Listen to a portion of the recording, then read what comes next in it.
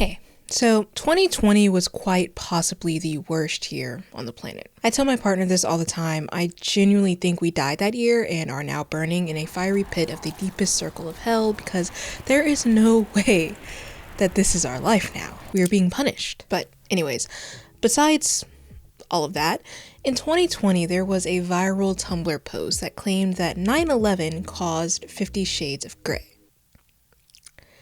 Now, we're friends, right? I mean, I'm pixels on a screen to you and I don't know your name, but we are friends. You know I would never make light of something so horrific. 9/11 was bad.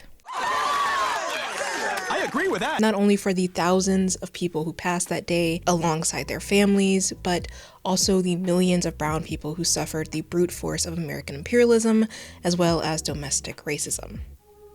We're not here to make fun of that. We are here to contend with how influential that event was to global culture, and dare I say, US American pop culture more specifically. Everyone was very confused by this Tumblr post, and I mean, it was for good reason. It provided nothing. No information, no context, just a warning. The first part of the post states, "I have an image I made last night while not sober. That's technically accurate, but it mentions 9/11, so I'll show it to you, but you're not allowed to get mad at me if you think it's insensitive that it mentions 9/11. Too much already is happening, but let's proceed. They then follow it up with a very vague image. Someone is knocking over some blocks, domino style. On one end, you have E.L. James's controversial smut novel, 50 Shades of Grey. And on the other end, you have 9/11. I personally saw this image as a challenge. We can go further than blaming 9/11 for 50 Shades of Grey, because that's thinking too small. There are threads that link 9/11 to the downfall of the most infamous talk TV host, Ellen DeGeneres. Better yet, 9/11 caused the 48-hour deification of Zoe Kravitz and the earth-shattering collapse after Twitter users called her an alleged pedophile. Yeah. It's kind of like pop culture Jenga. You take away one thing and the entire tower goes Actually, I think a different metaphor would be better utilized there. So let me explain this pipeline. I'm sure you're familiar with what happened on September 11th, 2001. I'm not going to patronize you. As it so happens, Gerard Way was watching with everyone else from a train in Manhattan as the Twin Towers fell. Now, you may not know this, but Gerard Way is the lead vocalist for My Chemical Romance, one of the most iconic bands of the 2000s and the 2010s. Not only was I gender envious of revenge era Gerard growing up, I also kept a folder on my computer when I was 14 of various zoomed in pictures of Frank Iero's hands.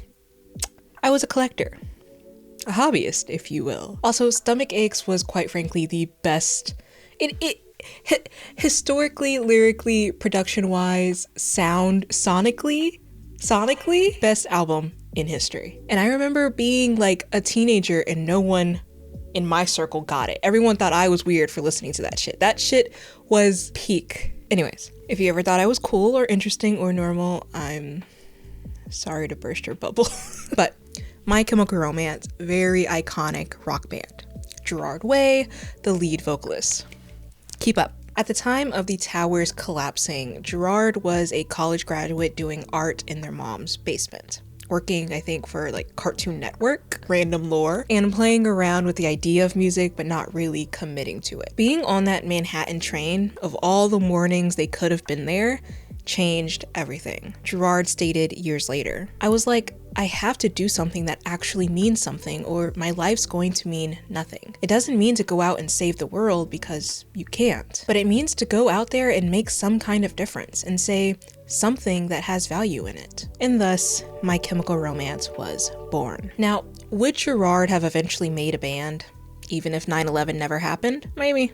We don't know. We can only work off of the timeline that we're in. 9/11 was the direct influence for My Chemical Romance as we know it. If you've never heard a My Chemical Romance song, they're like peak 2000s emo. The subject matter ranges from death to romance to ostracization. And they have a really big thing for vampires. Vampire,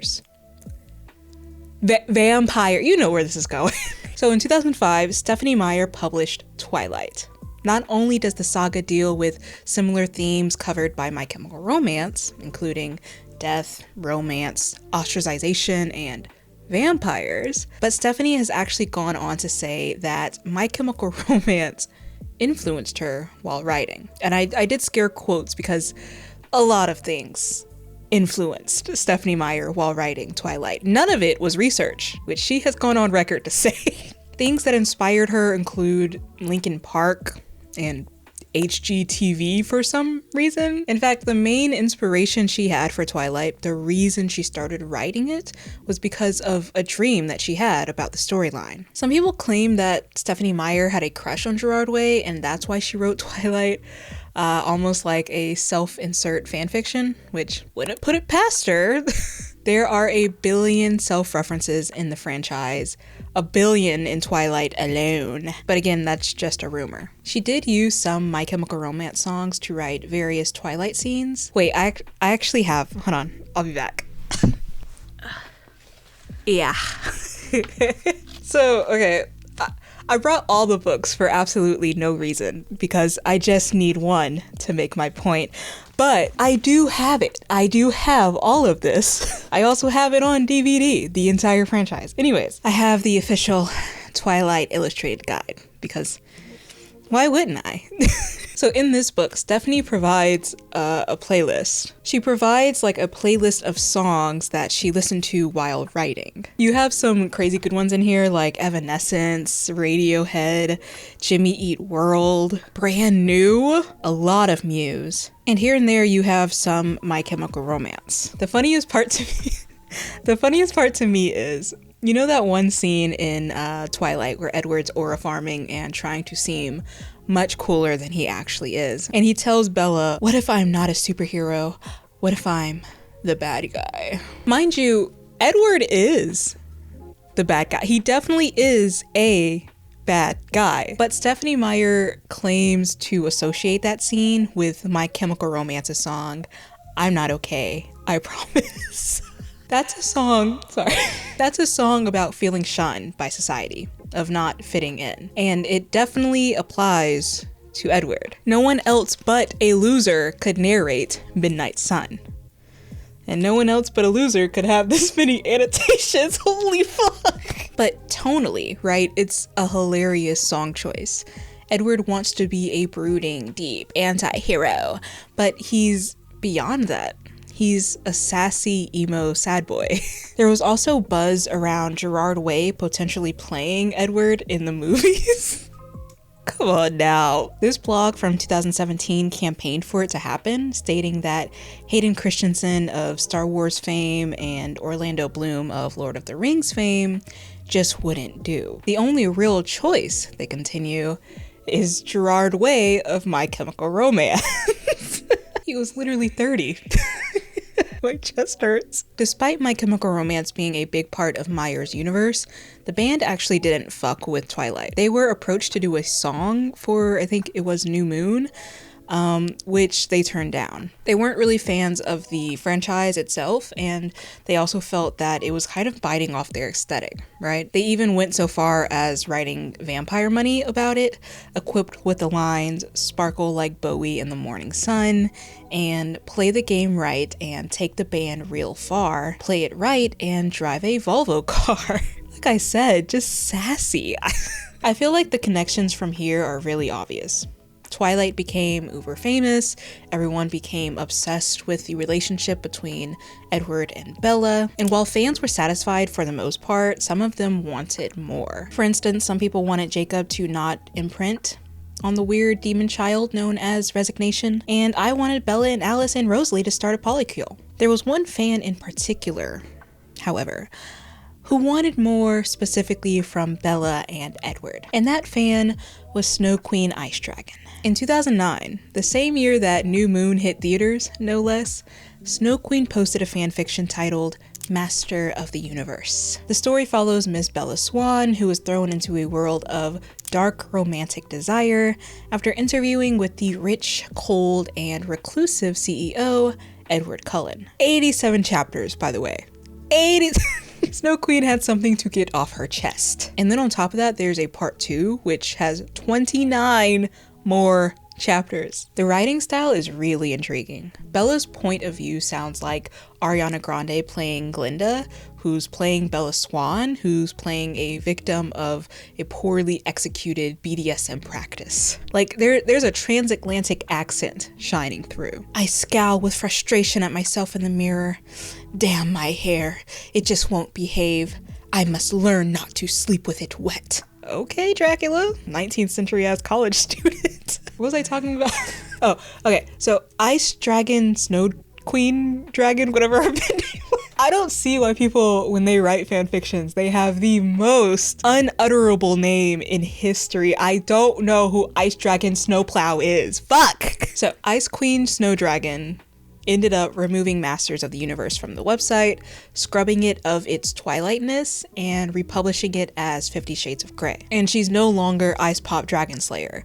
She is E.L. James. Miss James gets a lot of flack. People hate her writing and the themes that she covers, and I'm not saying she's doing it correctly, because she didn't. But I will say that this is the skin of bravery, Bella. If I had to put my face alongside fan fiction that I wrote back in the day, I would kill myself. Oh my god. The Niall Horan fanfiction alone would send me into...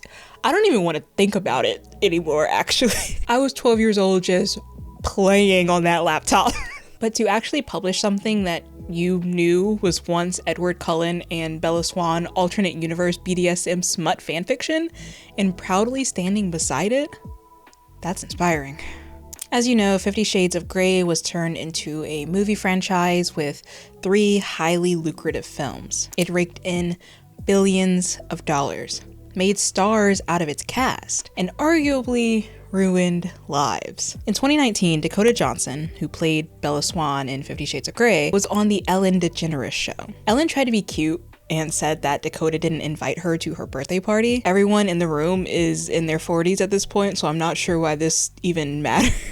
Mind you, Ellen slips this comment in after making it clear that she has no idea when Dakota's birthday even is. So yeah, she was trying to be messy. She was trying to be cute and quirky, only to find out how cute and quirky Dakota can be in return. How was the party? I wasn't invited. Actually, no, that's not the truth, Ellen. You were invited. You gave me a bunch of about not inviting you, but I didn't even know you wanted to be invited. I didn't even know you liked me. Of course I like you. You knew I liked you. Truly uncomfortable to watch. I assume most things I come across in media is scripted, even if they say that it's not, but this truly felt real. The part where Dakota's like, I didn't even realize you liked me. That went straight to Ellen's chest. She saw Jesus for a second. I feel like that line implies, like, at some point Dakota Johnson felt a cold presence from Ellen. She felt something sinister brewing beneath the surface and assumed that Ellen wanted her dead. Months after this interaction, allegations came out against Ellen DeGeneres, claiming that she created a toxic work environment, not only for her crew, but also for celebrity guests. Neil Breen, who worked on Australia's Today Show in 2013, claimed that when Ellen was a guest on the show, he was told that he wasn't allowed to talk to her, approach her, or even look at her. Now, Breen made it clear that he doesn't hold that against Ellen, primarily because, like, he couldn't talk to her to see if she knew that these demands were being made, but he's adamant that something must have been in the atmosphere because her staff was quote-unquote walking on eggshells the entire time. Sorry, sometimes I feel like my accent comes through on certain pronunciations. Like, what the hell is eggshells? I don't talk like that. One of Ellen's producers and the DJ of her show came forward with similar allegations, stating that she's a very rude person and she is very toxic to work with. So all of that happened mid-2020, just months after Dakota Johnson called her out. The following year, in 2021, it was announced that the Ellen DeGeneres show was ending, and it officially went off air in 2022. So yeah.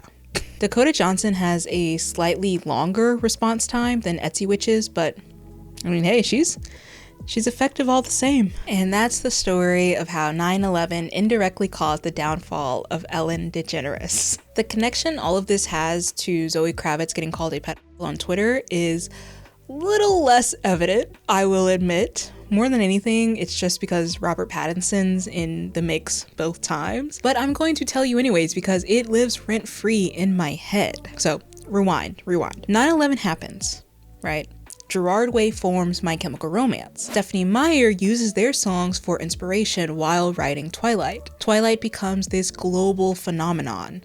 Everyone in it is instantly famous, especially Robert Pattinson. Now, after Twilight, he was very indie focused. He didn't do a lot of mainstream blockbusters, and why would he?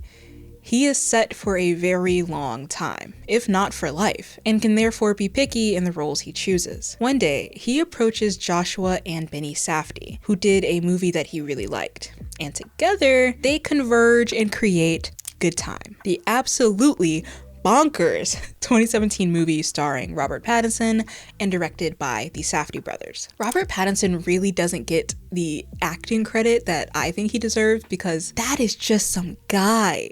That is some guy you know and pass on the street and are vaguely afraid of. He has such a talent of blending into his characters. He's not like The Rock, right? He's not playing himself in every single role. Good Time was good. So good, in fact, that Matt Reeves watched it and thought, damn, that's Edward Cullen? I need that. Matt Reeves, mind you, is formulating a Batman production, and he's looking for his Bruce Wayne. Now hear me out. I think Robert Pattinson's role as Edward solidifies his brilliance as Bruce. No one compares, no one embodies the pathetic, sad, emo, dripping nature of Bruce better, Matt Reeves and I think, than someone who once played Edward Cullen. So Mr. Pattinson, he's in there. He gets the part. He's doing chemistry reads with a bunch of different actresses, trying to find his perfect on-screen match. And who other than Zoe Kravitz walks into the room. Zoe and Robert Pattinson have amazing chemistry. It's off the charts. Why wouldn't it be? They are both hot. They've known each other for over 10 years. And how do I know this? Because when the Batman okay, this is another moment when you're gonna realize how uncool I am. But when the Batman came out, I laid in bed for 2 days straight watching every interview I could possibly find on them. Girl, they were that good. I was about to start getting parasocial. Zoe Kravitz, who is, again, hot, blows up on the internet. She becomes the honorary light skin of the month. She's doing press for the Batman. She's going viral on Twitter. And then Will Smith slaps the ever-living taste out of Chris Rock's mouth at the 2022 Oscars. Zoe Kravitz is there at that Oscars promoting the Batman. Keep up. And now the timeline's all fucked up. White people haven't been in black people's business that hard since, well, Amy Schumer said she was traumatized by the slap on a post promoting her show. Alec Baldwin, who shot and killed someone, mind you, by the way, decided that he had something to say about it. And meanwhile, Zoe is in the car going home, posting pictures of herself on the red carpet, captioning it with the funniest shit imaginable. The first set of pictures was accompanied with the caption, "Here's a picture of my dress at the award show where we are apparently assaulting people on stage now." And the second set was captioned, "Here's a picture of my dress at the award show where we are apparently screaming profanities and assaulting people on stage now." I don't care what anyone thinks about the Will Smith, Chris Rock thing. I'm not gonna say what I think about it because then everybody will be up in arms like, oh, well, violence isn't the answer, okay? So I'm gonna stay quiet. Anyways, I experienced all of this in real time, seconds after it happened. I remember reading Zoe's caption and thinking, fuck, they're gonna get her ass. I It was like my life flashing before my eyes. I immediately opened Twitter. The first thing I see is the literal fist of God raining down on that lady's skull. There was text evidence, there was video evidence, audio evidence, cold hard receipts. Minutes after her Instagram post went live, people were on Twitter accusing her of being inappropriate with Jaden Smith. It was an instantaneous read. Jaden Smith is Will Smith's son, and at the time of the alleged inappropriateness, he was 14 years old. Zoe, on the other hand, was 24. In an interview, she described him like such. He has so much personality and so much swag. He is so much cooler than I am. And he's so handsome. I was always like, when you're older, you know, we'll hang out. Nope, that's inappropriate. You're 14. Yeah. And also, there are videos of her hugging on him and calling him the love of her life. None of this looks good on paper. I just don't understand the mindset sometimes. Like, that's just weird. And there's no point in defending it because it is weird, and she admits that it was weird, literally in the same breath that she's saying it. So, yeah. That's the story of how 9/11 led to the downfall of both Ellen DeGeneres and Zoe Kravitz. Does anyone have a job application I could fill out? Like, something about this video felt too online, even for me. Anyways, that's my time. Shanspeare doesn't know I stole their microphone and camera and their entire set. So, I gotta return all of this before they realize. See you whenever.